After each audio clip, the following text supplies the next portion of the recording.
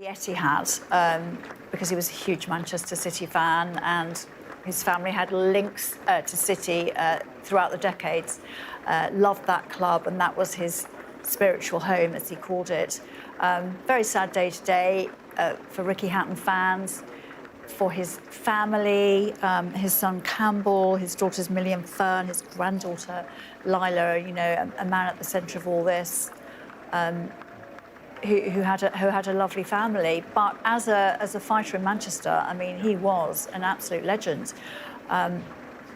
Particularly after he won the huge fight against Costa in 2005 at the then Manchester Evening News Arena, which was the site of so many of his fights, and the cortege will be stopping there fairly shortly. But after he went in as an underdog and beat the great Costa, pretty much finishing his career, his own career really took off. He built this huge following of fanatical fans who just thought he was one of them.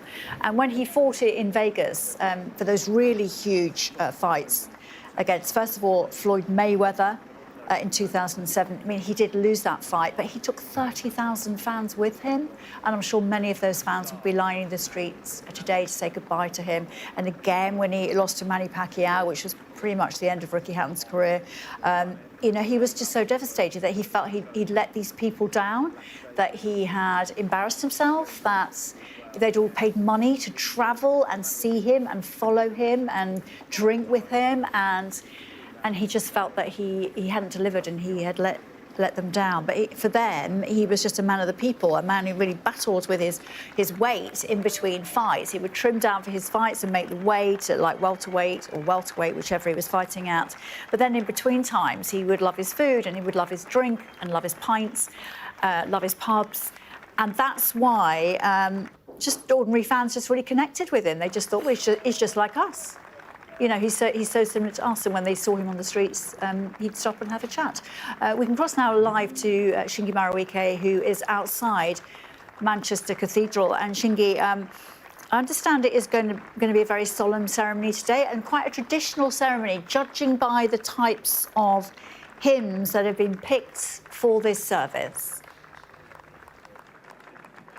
Yeah, that's right. And under the bright lights, Ricky Hatton was known as the Hitman, but here in his home city of Manchester, I think his other nickname is more appropriate, the People's Champion. And I think so much of that route, the cortege will pay homage to the fact that he was Manchester's very own. It's there going past the Cheshire Cheese pub, which is in Hyde, where he was from, where he was so visible. That's one of his locals where people would see him and drink with him. And then along that journey, there will be significant moments in his career also honoured, including the fact that it will go past, as Jackie was saying there, the AO Arena, then the MEN Arena, where he won his first world title in 2005.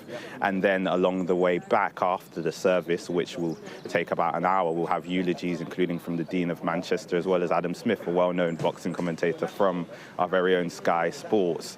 And then on the way back, in tribute to the fact that he was a dyed-in-the-wool Manchester City fan, the cortege will head towards the Etihad Stadium, making the journey back out towards that part of Manchester. There, we know that there will be a private wake, but I think so much of that will be the focus on the fact that Manchester City was such a part of him. When he fought Floyd Mayweather, Manny Pacquiao, he would come out to Blue Moon, the Manchester City song. It's an Elvis song, but Manchester City used that as their song as well, and he would fight bringing Manchester with him, which is why I think so much of today is focused on the city of Manchester and what he meant to them. And there are so many little vignettes about how he would bring his fighting heritage to Manchester. One of those that I was reading over the last few days was the fact that before he fought Manny Pacquiao in 2009, he took him to a pub in Hyde and they played darts together, him and this all-time great champion playing darts, just a reminder of the kind of the laddish persona that Ricky Hatton had, the fact that he was down to earth to the last, even when fighting in places like Vegas for world titles with millions of pounds or dollars up for grabs, and so much honour and heritage more deeply related to the sport of boxing. He was always a Mancunian at heart, and I think that's why today will be so Manchester focused. And I'm just watching some pictures. I've got a monitor and I'm watching pictures of the cortege moving slowly through Manchester and making that journey. And another stop along that journey will be the pub that his mum and dad used to own. And in that pub, they actually built him a gym. They built him a gym in which he could pursue his career and begin kind of training and working towards his dream of becoming a professional fighter. Another Manchester-related Ricky Hatton fact is the fact that he watched Nigel Benn and Chris Eubank fight at Old Trafford in the 90s, and that was one of the moments that ignited his love for boxing and ignited his desire to become a professional boxer as well. So like I say, this route, the cortege, will be weaving in to Ricky Hatton's so closely connected personal history to Manchester over the course of the morning and then the afternoon. And Shingi, we're looking at the pictures now as that cortege makes its slow and steady way through those streets of Manchester. And we can see there on the back of that pickup truck, we can see a yellow Reliant Regal. Ricky Hatton owned one of these cars, famously similar to the one used in the TV show Only Fools and Horses. In fact, he bought one of the two backup vehicles, I'm told, used for that show, which he had later restored. So that's why you're seeing that there as part of that funeral procession. And it looks like rather kind of sombre weather there, rather appropriate for the mood as everybody turns out to line the streets and pay their respects. And he's just going past another pub now. And Shingi, it's interesting the number of places that this route is taking in. It's pubs where he's been known by locals and where he's spent so much time chatting to people in his local area, but also gyms where he's trained and places, as Jackie was saying, where he's fought as well. Yeah, exactly. And as you say, his love of Only Fools and Horses there, denoted by the van on the back of that pickup truck. And I've actually joined by a guest who will be eulogising Ricky Hatton later on at that service at Manchester Cathedral, the Dean of Manchester, Rogers Govender. Thank you very much for joining me. I just first of all wanted to ask how you're feeling about this moment and this chance to pay tribute to Ricky Hatton. Well, firstly, it's a huge privilege for the cathedral to be hosting this service, and a huge privilege for me to be presiding at this service. Very sad for the family, obviously, and very sad day for our city where so many thousands have been in awe of Richard's life and all that is given to them. So a sad day in every way for people in the city today. And you mentioned the city and people in awe of his life. In your position as Dean, just tell us what you've learned about how much he meant to this place. I think one of the things I've learned is that he was a very down-to-earth person and never refused the request for an autograph, always available to people. And it is said that nobody said a bad word about him. Not something that one often says about a boxer, I suspect. But everything about Richard's life, I know his fans know him as Ricky, everything about him seems to be so positive. And it is a joy to embrace that, to hear that, and to celebrate that later in the service today. I don't know if you ever met him. If you did, do you have any memories? If not, do you have any memories that have been passed to you? I've not met him personally, but I have watched a number of matches, boxing matches on telly, and they're all very entertaining and very, very, very encouraging in every way for Manchester, no doubt, because he certainly put Manchester boxing on the world map. And that is something we can be very proud of. And lastly, if you could, just give us a sense as to what you'll be saying in your eulogy. What will you be reflecting on and trying to articulate? My colleague Canon Grace Thomas is going to be preaching the sermon this morning. I think the eulogies will certainly speak about his professional career, and the way he's inspired the city, the way he's inspired young people in particular, and continues to inspire them through the boxing academies and so on. I think for me, it'll be very much about the family. He was a family man. His mum and dad will be here, and no parent should be burying their children. And so I will be thinking very much about the family today, and praying for them and wishing them healing in the days to come, because a great loss for them as a family, his children, his granddaughter. They are very much in my thoughts today in a very particular way. Thank you very, very much for your time. I really appreciate that, your sentiments and your thoughts about the service that is to come, and also what Ricky Hatton meant to Manchester. And there he also mentioned his family and the fact he was a family man first, not just a boxer. So we know that his parents will be here, his dad Ray, his mum Carol, as well as his son Campbell, who will be eulogising him as well. Campbell went on to become a professional boxer as well, retiring this year actually. So I think all of that will be part of the service, and all of that will be reflected on the fact that he meant a lot to this community, but he also meant so much to his family, who will be here at the cathedral for that service, which starts at 12 o'clock. Right now, the cortege is making its way through Manchester in preparation for that moment, those moments of reflection on the life of Ricky Hatton. Do you know what, Shingi? What's really noticeable about these pictures is how many people have lined that very long funeral cortege. And do you know what, Anna, as well? He just came across as like everybody's mate. I mean, I never interviewed him or, in fact, even met him, but he still managed to ring me at home one morning really early and say, "Hi, this is Ricky Hatton. I hear you're the woman to talk to get tickets to watch Andy Murray at the US Open. I'm in New York. I want to go and watch him play." I was like, is this a joke? Is this really Ricky Hatton? It was really Ricky Hatton. And Adam Smith, who's going to be doing one of the eulogies, had obviously given him my number, and he just went, "Yeah, I'll just ring her, it'll be fine." And I rang Andy's agents. Andy's agent got him a couple of tickets, and I rang him back and said, "I think you're sorted. Are you OK, Ricky?" He went, yeah, got the tickets. Thanks very much. That's great. As if we'd known each other for years and years and years. And I think that's what he was like with everybody. Just, just an ordinary guy who happened to be, absolutely brilliant at boxing and related to so many people. And I think for Adam Smith, who was a Sky commentator for so many years here and covered so many of his fights, it's going to be really difficult today in that cathedral, to talk about his life and talk about all his great boxing moments. That's a really hard job. And it's going to be a very emotional day. The man was 46. It's no age at all. And he had so many plans and so many things that he was going to do. It's actually quite hard to believe. And it's going to be just such a dreadful day for his family, even though for the fans it'll be all about celebrating his life and turning out on the streets and turning up outside the Etihad and all of that.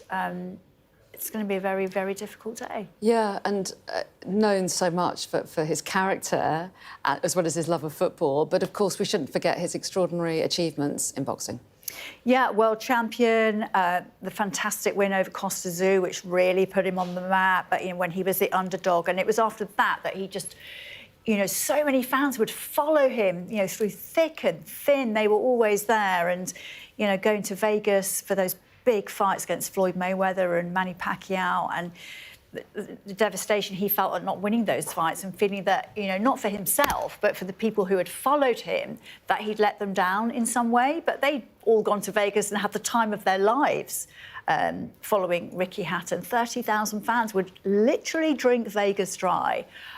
Just because of him, and it's very few boxers would have that resonance with ordinary fans.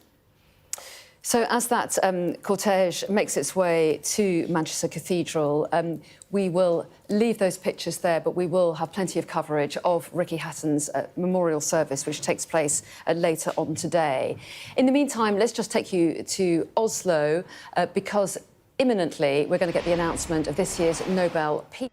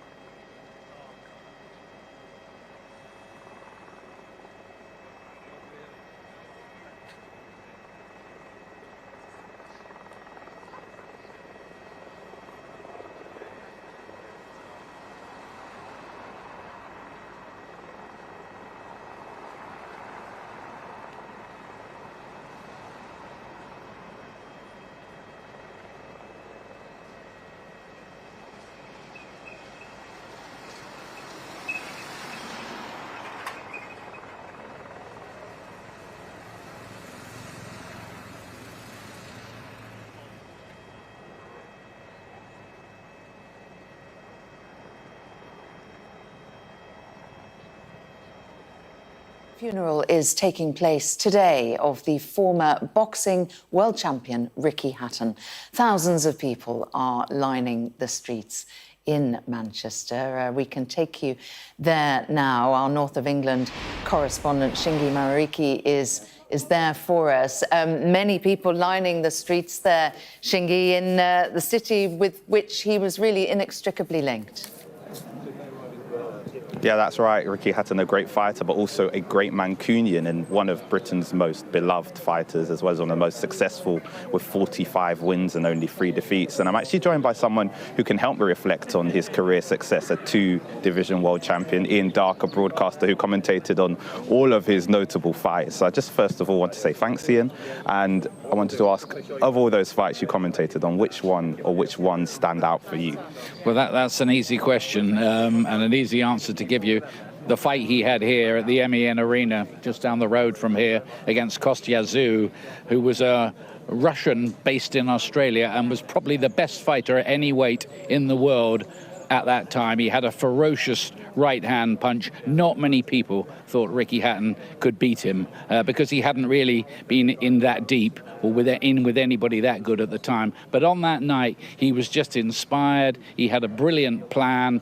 He put unremitting pressure on Zhu, and he forced him to stop. You know, he quit on his stool before the final round of the fight, and it was a pulsating occasion. I think probably one of the, this city's had a lot of great sporting nights, but that was certainly one of them.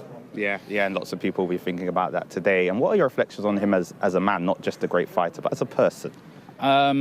He was a lovely guy. He was amiable, and you couldn't help but fall in love with him a little bit, I think, as all the fans did, which is why he packed out that arena down the road with 20,000 fans every time that he fought, and he probably could have filled it twice over as well. He captured people's imagination, and it was, I think, it's become a bit of a cliche that he was a man of the people, but it's true. He was. He had time for everybody, and he would be astonished, I think, to see the kind of reaction around this city this morning, because I've bumped into a few people who've been in tears, people who went to Las Vegas to see him fight Manny Pacquiao and Floyd Mayweather, and they're wearing their Manchester City scarves, and I think he was sporting royalty, not only in this city, probably in the country too. Yeah, so he certainly was. Thank you so much for your time, Ian. I really appreciate it. And there you go. There are reflections on not just Ricky Hatton as a fighter, but as a great Mancunian, one of Britain's most beloved sportsmen. Yes, indeed. We will be following that cortege as it proceeds through Manchester throughout the morning. For now, Shingi, thank you very much.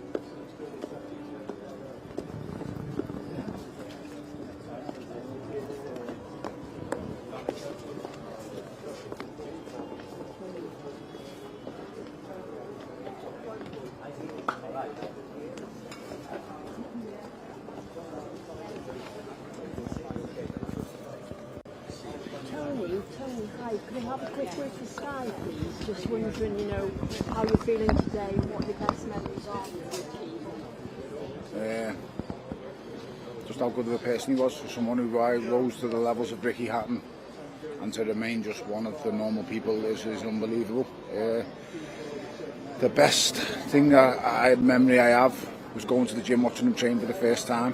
I was an amateur boxer at the time, just won the ABA title, and I watched him train, and I've watched thousands of fighters train over the years, hundreds, thousands, and after watching him, it's the only fight I've ever been thought of, and I've been in awe of him and thought, that's the standard.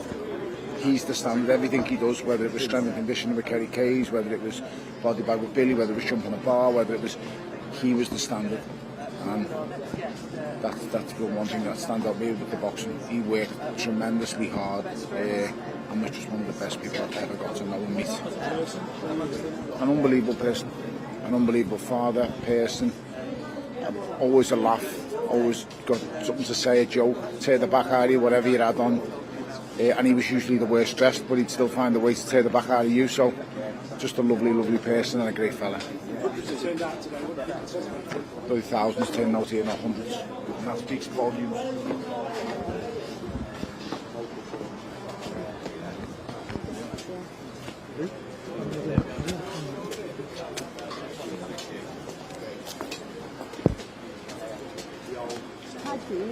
Hatton, can I have a quick word for Sky? Hatton, quick word for Sky, how are you feeling today? What was it like as a person, as a fighter? Well, you have to look around at all the people to see what he's like as a person. Everyone's come out for him, and it's brought Manchester to a standstill. And there's a lot of love and a lot of positivity knocking around. So good.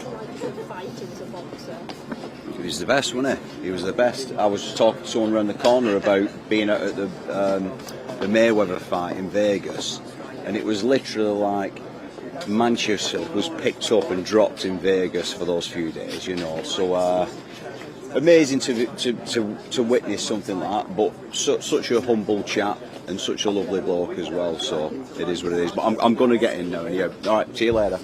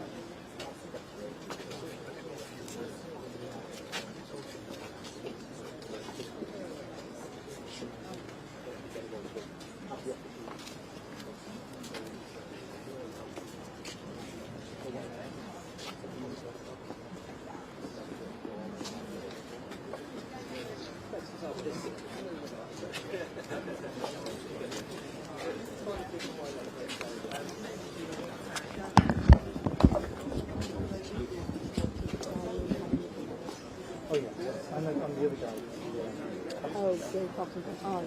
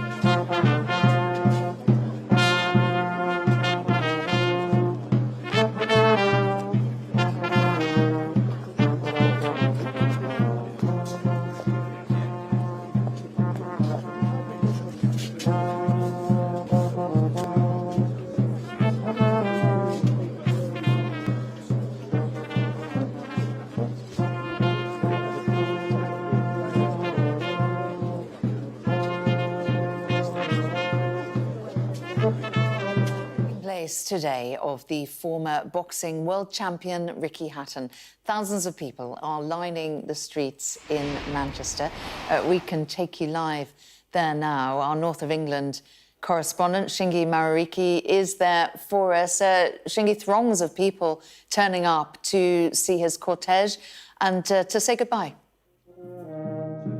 Yeah, that's right. People lining the streets of Manchester to say a final farewell to one of their own, one of British boxing's greats, Ricky Hatton. And what you can hear right now is a band playing Walking in a Hatton Wonderland, which is a theme that he would come out to as he took to Vegas in those world title fights, where he took Manchester's blue across the world to Las Vegas, a place called the Mecca of boxing, and very famous fights, including against Floyd Mayweather and Manny Pacquiao. And there are lots of people gathered here waiting to catch a glimpse of the cortege as the hearse makes its way towards Manchester Cathedral. It will arrive for around 40 minutes. And one person who encapsulated just how much he meant to boxing was Ian Darke, a broadcaster who I spoke to earlier. Let's have a listen to him. He was a lovely guy. He was amiable, and you couldn't help but fall in love with him a little bit, I think, as all the fans did, which is why he packed out that arena down the road with 20,000 fans every time that he fought, and he probably could have filled it twice over as well. He captured people's imagination, and it was, I think, you know, it's become a bit of a cliche that he was a man of the people, but it's true. He was. He had time for everybody, and he would be astonished, I think, to see the kind of reaction around this city this morning, because you know, I've bumped into a few people who've been in tears, people who went to Las Vegas to see him fight Manny Pacquiao and Floyd Mayweather, and they're wearing their Manchester City scarves, and you know, I think he was sporting royalty.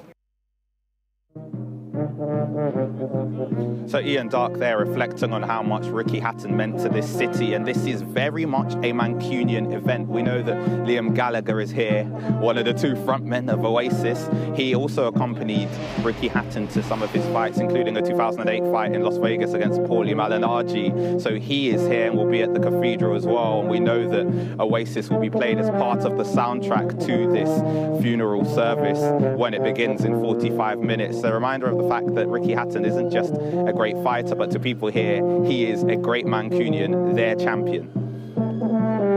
Yes, indeed, a big day in Manchester. That service gets underway at midday. Thank you for now, Shingi. Now, Venezuela's opposition...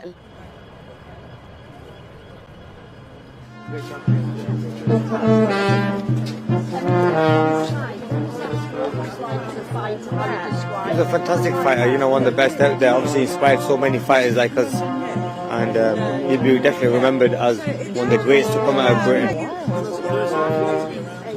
Very jolly, very fun, very respected person, and very nice. I mean, he was always a people's champion. Obviously, we all are going to be a little bit upset, but it's great to be here to see so many other boxing and the boxing community come together to show our respects. Hundreds on the street as well. Hundreds on the street shows. The guy's a popular man. To be honest, the last 2 years.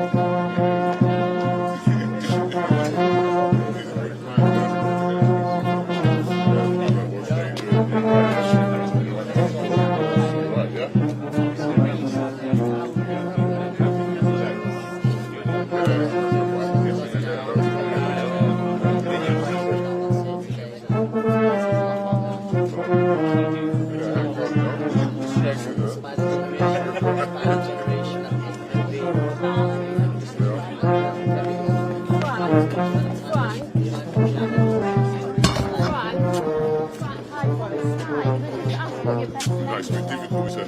Very.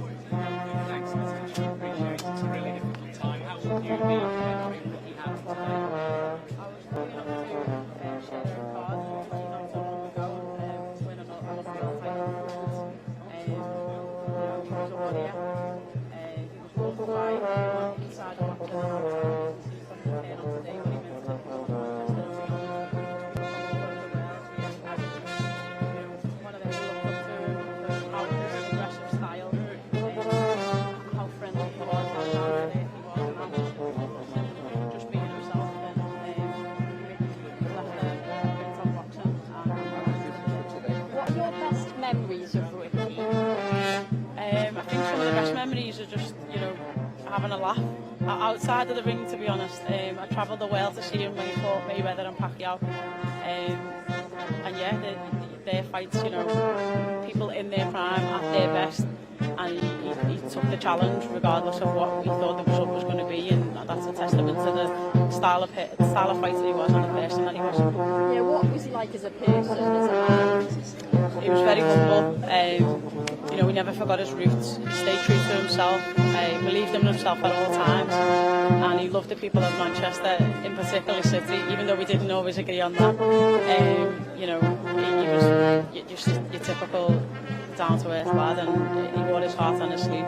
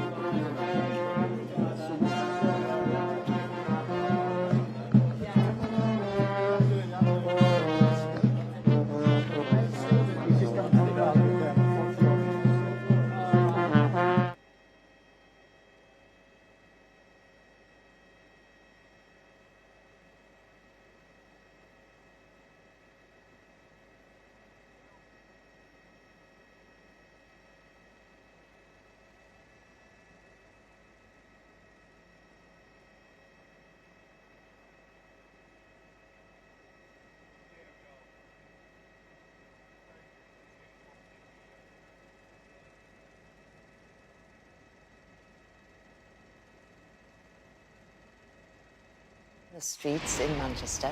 We can take you live there now, where we're going to be speaking to our North of England correspondent, Shingi Mariki, in just a moment.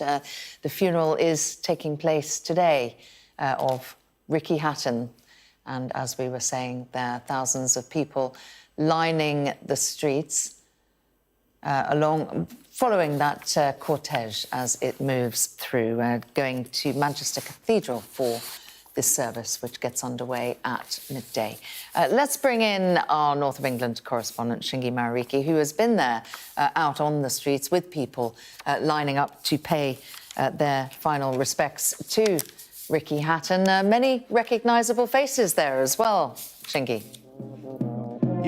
Yeah, lots of recognisable faces. In the last few moments, we've seen Andy Burnham, the Mayor of Greater Manchester, arrive here at Manchester Cathedral, walking past Tyson Fury, who's been here talking to people who will be attending the service for the last 20 minutes or so. And then walking past him was Derek Chisora, another well-known British fighter. So what you have is a gathering of not just sporting greats, but in a lot of ways Manchester royalty as well. Liam Gallagher from Oasis is also here, and so much of Ricky Hatton's career is so closely connected with this city that his cortege is moving through. For example, Liam Gallagher walked him out to a fight in Las Vegas in 2008.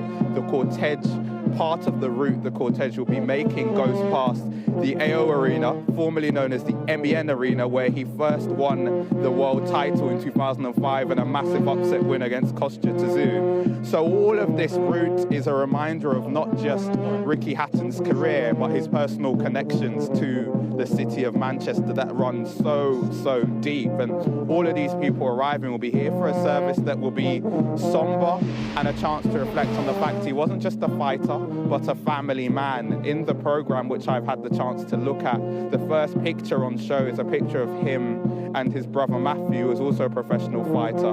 The picture beneath that was him and his two young daughters, and we know that they will be eulogizing him in this service, which is taking place shortly. We also know that we'll hear the soundtrack to his life, if you like. We'll hear Blue Moon, the song that he would come out to fight in all of those famous Vegas nights and all of those famous nights over the course of his career. We'll also hear some Oasis as well. And then there'll be words of reflection, words to talk about a man who didn't just represent the best of this city in the ring, but in a lot of ways represented the best of this city outside of the ring, because his legacy also involved him talking openly about his mental health struggles, his struggles with addiction, both alcohol and drug addiction, and about how all of those things impacted him, not just during his career, but during parts of his life after his career as well. So all of these people here to pay respect to a great Mancunian, a great fighter in Ricky Hatton. Yeah, I mean, people really took him to their hearts, didn't they? Very open, as you were saying there, about some of his personal and mental health struggles over the years. But he was a brilliant boxer, and we mustn't forget that. He was even talking about a potential comeback, wasn't he, this year? Yeah, that's right. He had actually, just in the lead up to the days before his death, had signed on to fight in Dubai at the end of the year in December at a middleweight. It wasn't clear whether that was going to be a sanctioned fight by a boxing governing body, but some of his last posts on social media showed him getting ready for that fight. And I think he wanted to come back to glory, if you like. And so much of that glory was forged over the early 2000s when he built up his career here in Manchester, winning fights here before travelling to Las Vegas, and his career record saw him win 45 times, losing only 3 times. And I'm not sure if you can hear me still, because it's getting louder in the lead up to his cortege arriving at the cathedral, ramping up those tunes. They've now just stopped, but people playing Walking in a Hatton Wonderland, which was that soundtrack to him fighting both here and in Las Vegas. 2 of his most famous fights in Las Vegas saw him take on Floyd Mayweather Jr. in 2007. He lost by knockout then, and also taking on Manny Pacquiao in Las Vegas in 2009. And I think what was so striking about those fights was the fact that he brought so much of Manchester with him, from the fact that the fans would famously be there drinking the bars of Vegas Dry, to the fact he would come out to Blue Moon and he would be wearing some form of Manchester City emblem, whether it was Manchester City coloured trunks or their blue in some shape or form. He carried this city, his football team, and his love for the wider city with him throughout his career, which is why I think today will be such a sad day in Manchester, because it will be them reflecting on someone who is very much one of their own. Yeah, indeed. We're seeing a lot of famous faces on the screen. Barry McGuigan, we can see there. A few moments ago, we saw Wayne and Colleen Rooney arriving at Manchester Cathedral as well. That cortege drawing up near. Let's have a listen to what Barry McGuigan's got to say. Just incredible. It brought people together. It's amazing. Despite being really humble, a massive inspiration as well. Without a doubt, yeah, to young kids. Really amazing. Fabulous. Thank you. Well, Barry McGuigan there. We didn't catch all of what he was saying, but not just members of the boxing community like Barry McGuigan turning up there, but indeed a lot of famous faces. We've seen Liam Gallagher from Oasis arriving. We've seen Wayne Rooney as well. And, of course, the streets lined with thousands of people from Manchester, a city with which he is inextricably linked. This cortege, which set off shortly before 10 a.m. this morning, arriving at Manchester Cathedral for a service which will get underway in just under 15 minutes. And it doesn't finish there, does it, Shingy? Because there is the service inside Manchester Cathedral, and then that cortege moves its way through various landmarks personal to Ricky Hatton, ultimately arriving at Etihad Stadium, of course, Manchester City, his club.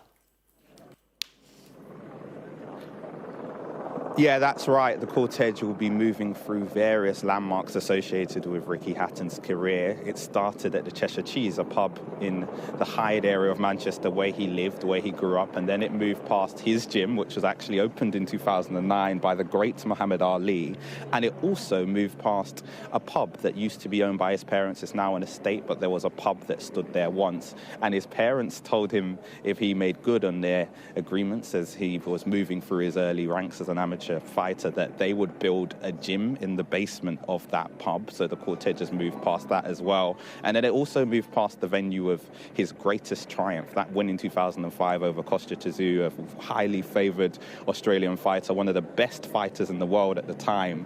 Ricky Hatton fought him at what was then the MEN Arena in 2005, beating him by a last round stoppage. And actually that was the moment in which he put himself on the map as a Manchester-bred fighter. It's one of the great nights in the sporting history of a city with a litany of sporting moments that are associated with it. And then, like you were saying there, once the cortege makes its way to the cathedral, which will be imminent in 10 minutes or so, we think, the service will take place for around an hour, and then the cortege will head towards the Etihad Stadium. And that is an incredibly important place because Ricky Hatton was a huge Manchester City fan. In fact, on the day he died, he was scheduled to be at the Manchester Derby supporting Manchester City, and I think he had a seat in hospitality that day as well. So for him, that final journey will be so closely associated with the football team that every time he fought, he also managed to find a way to represent. And as I say, the cortege will be arriving in around 10 minutes. And then once the service gets underway, it'll be a chance to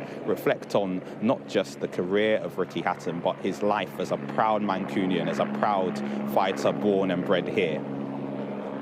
Yeah, we can see the clergy who are going to be officiating this ceremony all gathered outside the cathedral as we're speaking. It's invitation only inside, but people lining the streets there to pay their last respects, Shingy, to Ricky Hatton, also known as the People's Champion. He's a man of Manchester, wasn't he? Inextricably linked to the city, from humble background, but yet rose very much into the sort of heady heights of top professional sport.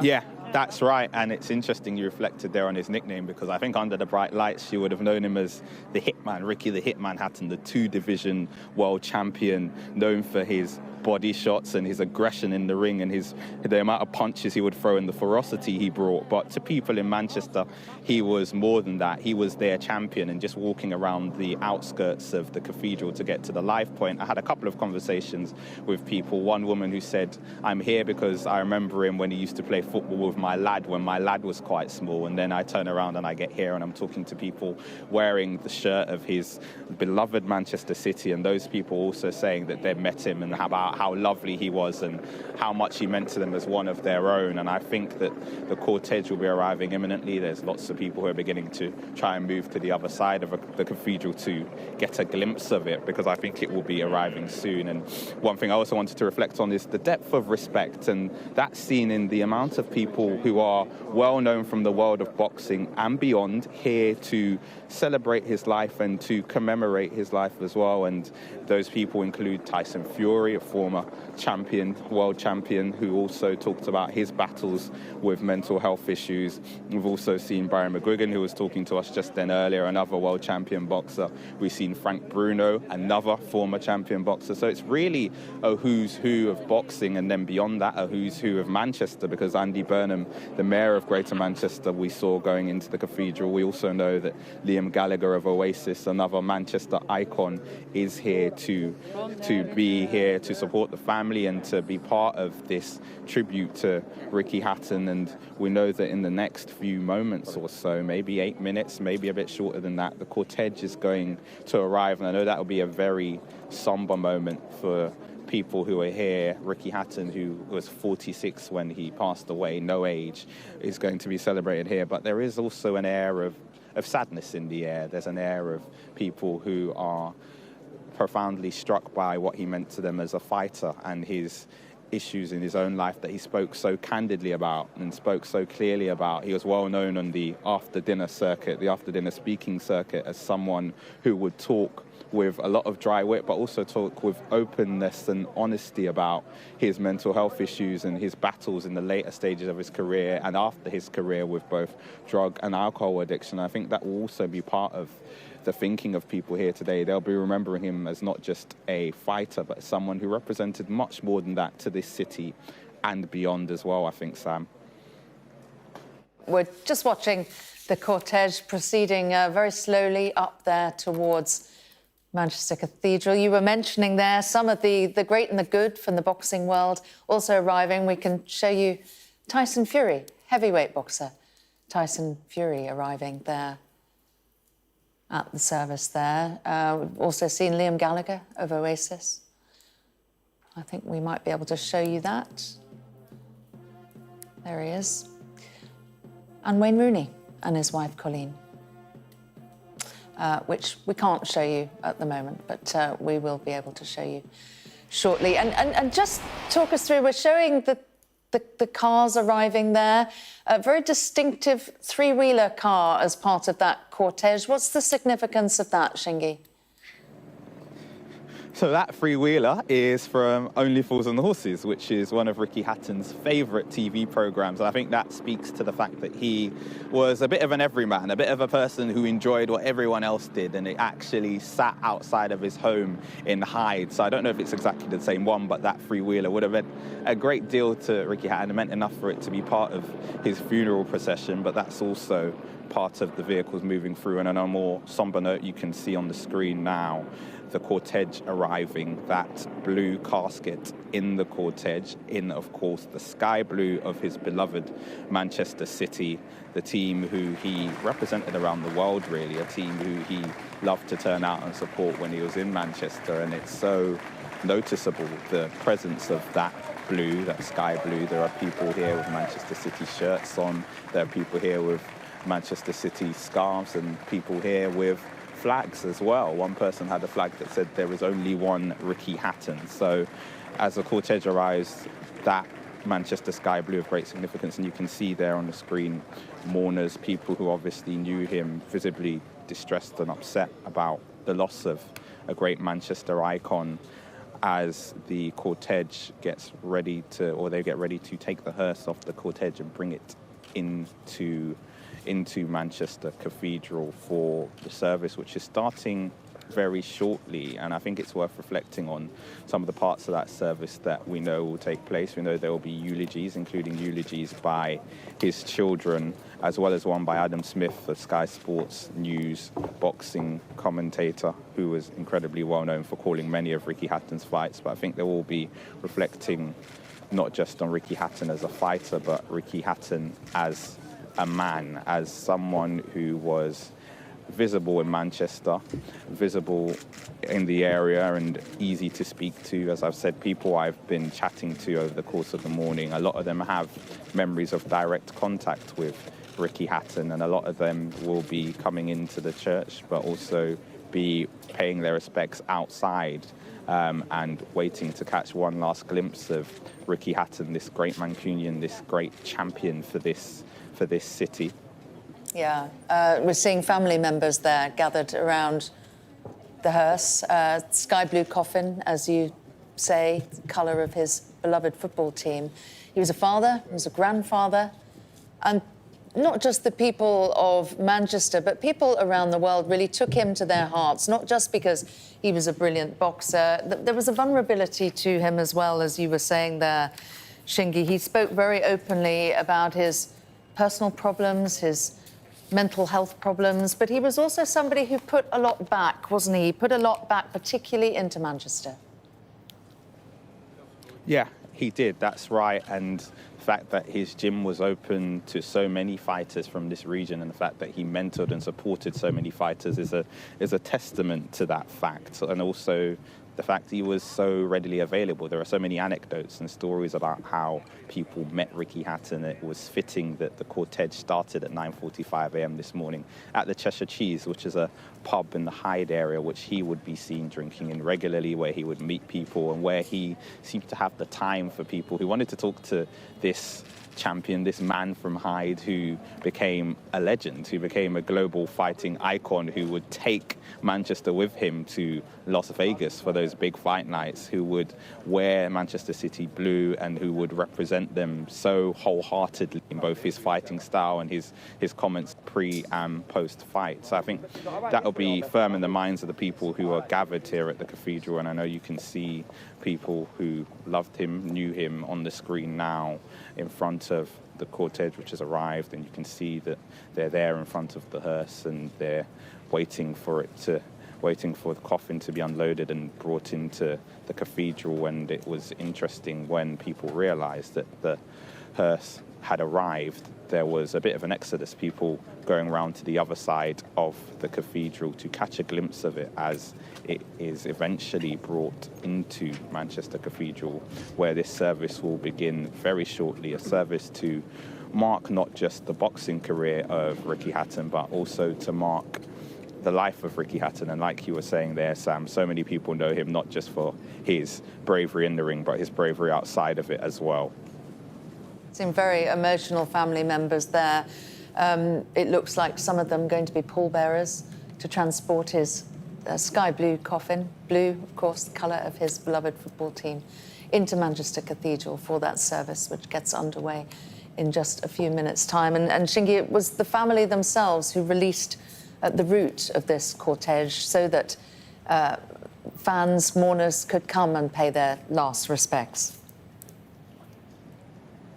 Yeah, that's right. And the family will be obviously heavily involved in the service as it takes place. We know that there'll be eulogies from his 3 children. His eldest son, Campbell, actually followed in his footsteps and became a professional fighter, retiring this year.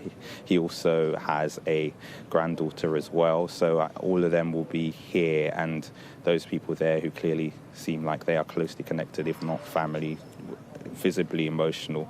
And it's a reminder of the fact that he meant a lot to lots of people in this city, but for his family, he would have meant much more. He would have been such a kind of a pillar in their family, if you like. And there are lots of anecdotes about not just him and his children, but also his parents, Carol and Ray, who supported him throughout his career, including building a boxing gym in the pub that they used to own, and the cortege actually passed that pub. So they'll also be here, part of the tributes to Ricky Hatton, which will begin very shortly. And I think in the next few moments or so, we'll see the coffin taken off that hearse and taken into Manchester Cathedral for this service, marking the life, the career of Ricky Hatton. Yeah, here comes the coffin now, bedecked in white flowers. The blue and white, of course, of Manchester City. Some family members there, pallbearers, will be taking him. This is not the final journey for the coffin. It will then, after the service, move from Manchester Cathedral, ultimately winding its way through Manchester, ultimately ending up at the Etihad Stadium.